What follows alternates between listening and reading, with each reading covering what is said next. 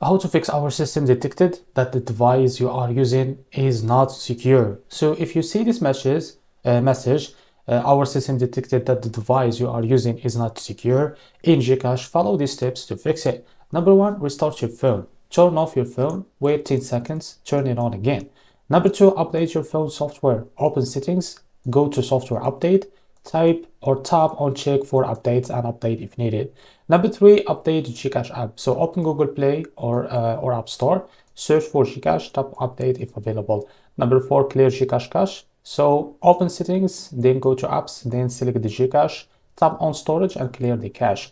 Number five, check for unwanted apps. Yes, so if your phone has routed apps, VPN or third-party security apps, remove them.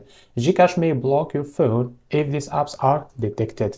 Number six, uninstall and reinstall GCache. So delete the GCache app, go to Google Play Store or App Store, download the GCache again and log in. Number seven, try another phone. So if the problem continues, log in into a different phone. If it works, your original phone might have security issues. Number eight, contact GCash support. So call 2882 for global or team users. Message GCash Help Center on the app or use the email support@gcash.com.